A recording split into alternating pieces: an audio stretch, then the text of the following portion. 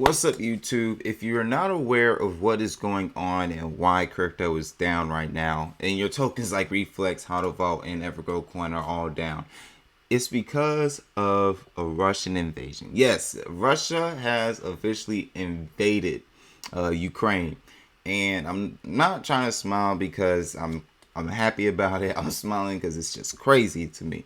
It's dropped the crypto market down over 11.3% because it was at 1.5 trillion dollars in value in just Thursday night alone, because this was an overnight thing that happened.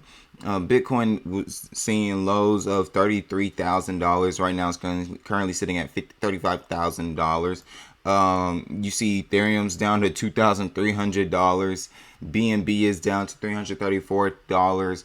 And a lot of the tokens that I cover are BEP20 based tokens. So not only is Binance down 12%, but also the altcoins are down even higher, because when we look at the dominance, we're seeing that Bitcoin is having a dominance of 40.6%. So as this dip has actually happened, Bitcoin's dominance has actually increased. So that's meaning that a lot more people are holding their Bitcoin and going to Bitcoin rather than going to altcoins. We're seeing people actually leave altcoins and head over to Ethereum. While the number of people holding Reflex Finance has little bit, just a little bit, or stayed stagnant, EverGrow Coin's holders has actually dropped 44. At the time of recording my video yesterday night, the amount of people holding EverGrow Coin was 136,890 people, and is now at 136,844 people. But as I've stated, this is because of a Russian launched special operation, military operation against Ukraine. The prospect of damage to the global economy also weighed on broader financial markets, with the stocks 600 Europe index falling more than 3%, micro Nasdaq 100 futures down 2.3%, and Russia's MOEX equity index dropping a record 28%. In the past 24 hours, Bitcoin fell to 8%, touching $34,000. And this is an article that was done yesterday night. The Fear and Greed Index, a tool used to calculate the public sentiment of the crypto market, fell 2 points to a fear level reading of 23. The aggravation of tension around Ukraine exerted pressure on risky assets, said Alex, a financial analyst at FX Pro, in an email to CoinDesk. There are growing risks of escalation associated with the introduction of Russian troops into Donbass. In such a situation, risky assets may continue to decline. If you're wondering what this special military operation includes, there's been seen some explosions on the border of Ukraine in the west, north, and south regions, and there's also troops moving in and looking to overtake the government of Ukraine. But we'll get into why all this is happening and what exactly is happening, and comparing the military might of both Russia and Ukraine in the future of this video. Liquidations or losses on crypto tracked futures reached over 250 million in early Asia hours, as major cryptocurrencies tumbled more than 10% in the past 24 hours. Ethereum lost 12% of its value, with Cardano or ADAs and Solana's SOL falling as much as 16%. Investors, however, though, this is a good thing to know. Investors, however, continue to hold Bitcoin according to metrics tracked on analytics tool Glassnode. The wallets of long-term investors hold record volumes of Bitcoin at 76.5% as of Thursday morning, despite the drop in prices, suggesting some investors are continuing to nurture the purported hedging capabilities of the world's largest cryptocurrency.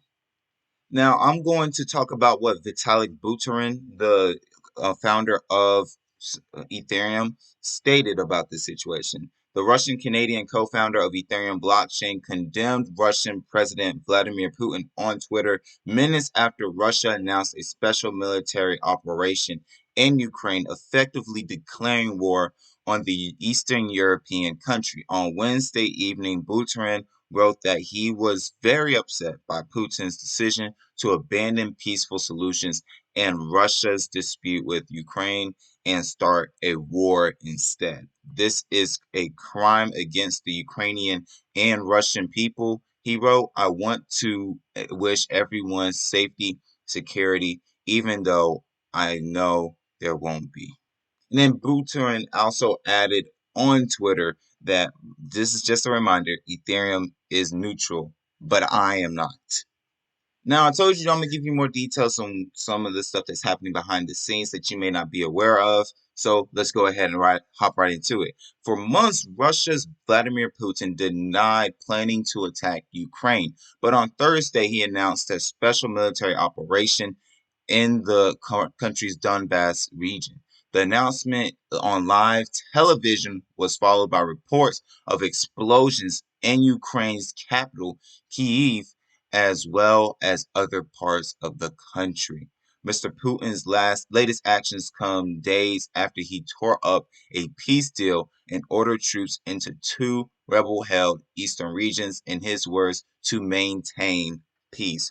Russia has deployed at least 200,000 troops near Ukraine's borders in recent months, and there are fears that its latest move marks the first step in a new invasion. What happens next could jeopardize Europe's entire security structure. When Russia invaded Ukraine in 2014, rebels backed by President Putin seized big swatches of the east, and they have fought Ukraine's army ever since. There was an international Minsk peace accord there was an international Minsk peace accord, but the conflict continues, and so Russia's leader says he is sending in troops into two rebel-held areas. The UN Secretary General has categorically rejected Russia's use of the word peacekeepers. The West believes Moscow is planning an imminent new invasion of Ukraine, a country of 44 million people bordering both Russia and the European Union. For a start, there are reports of tanks arriving in separatist-controlled Donetsk, and the latest satellite photos show Russian troops deployed within a short distance of Ukraine's borders.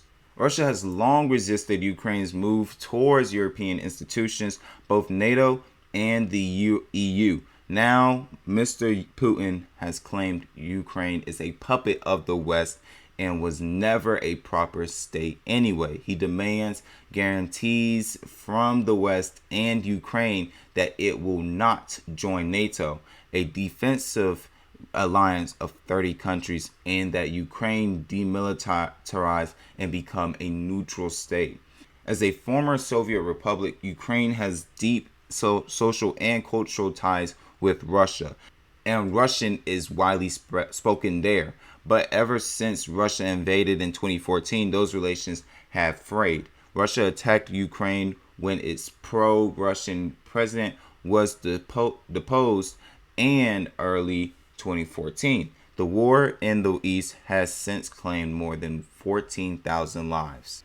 Also important to note that Putin did state, I think I've already stated this, but just so you guys are all aware, that if anybody gets involved in this dispute between Russia and Ukraine, that they will face consequences that have never been seen in history. Now, how far will Russia go? You may be asking. President Putin may stop at tearing up the peace accords in the East. He has in the past only spoken of military technical measures if he does not get what he wants, and Moscow previously insisted there is no Russian invasion. But the chances of a diplomatic solution do not look good, and the West fears he will go further. U.S. President Joe Biden has warned, we believe they will target Ukraine's capital, Kyiv, a city of 2.8 million innocent people. In theory, Russian forces could aim to sweep across Ukraine from the east, north, and south and try to remove its democratically elected government. They could mobilize troops in Crimea, Belarus, and around Ukraine's eastern borders. But Ukraine has built up its armed forces in recent years, and Russia would face a hostile population. The military has called up all reservists aged 18 to 60. Top U.S. military official Mark Milley said the scale of Russian forces would mean a horrific scenario with conflict in dense urban areas. Now with some details on the military force of Russia and Ukraine. As far as Ukraine is concerned, they have 200,000 active troops and then 900,000 troops in reserve. Now when it comes to Russia, they have 900,000 active troops and 2 million troops in the reserve. As far as attack aircrafts are concerned, Ukraine has 98, Russia has 1,511. Attack helicopters, Ukraine has 34. Russia has 544. As far as tanks are concerned, Ukraine has 2,596. Russia has 12,240. Armored vehicles, Ukraine has 12,303. And Russia has 30,122. And towed artillery, which are like look up what towed. I'm gonna try to put up the actual statistics on the screen for y'all. But towed artillery, 2,040 is the number of towed utility that Ukraine has, and then when it comes to what Russia has, they have 7,571. What can the West do, though? The West says Russia's move is illegal, and UN Secretary General Antonio Guterres has condemned it as a violation of Ukraine's territorial integrity and sovereignty. But NATO allies have made clear there are no plans to send combat troops to Ukraine itself. Instead, they have offered Ukraine advisors weapons and field hospitals. So the chief response will be penalizing Russia with sanctions. Germany has halted approval on Russia's completed Nord Stream 2 gas pipeline, a major investment by both Russia and European companies. I don't know why I keep saying European. The EU has agreed broad sanctions that include 351 MPs who backed Russia's illegal decision to recognize the rebel-held regions as independent states in parliament. The U.S. says it's cutting off Russia's government from Western financial institutions and targeting high-ranking elites.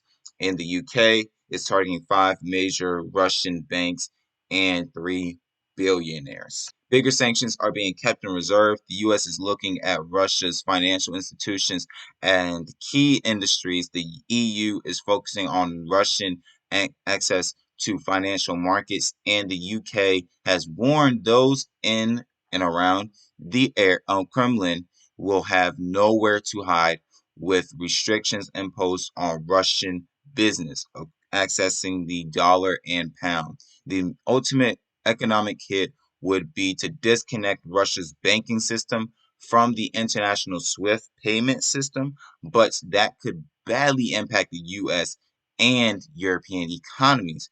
Meanwhile, 5,000 NATO troops have been deployed in the Baltic states and Poland. Another 4,000 could be sent to Romania, Bulgaria, Hungary, and Slovakia. Thank you guys for watching the video. I really appreciate it, and I thank you guys for actually watching this video all the way through to the end. If you did watch this video all the way to the end, then tell me who your favorite crypto is. Let me figure out who you representing down in the comments section down below. All right, and help me hit 1,400 subscribers by the end of the day. And if you have not actually follow my TikTok, go check out my TikTok. I released 2 new skits on my TikTok page today, and a new one. I released 3 other ones that are new this week. So y'all really need to go check out my TikTok page so you guys can see my skits. And I'll leave a link in the description down below. Love you all. Have a blessed one. Stay safe. Script the Legend signing out. Peace.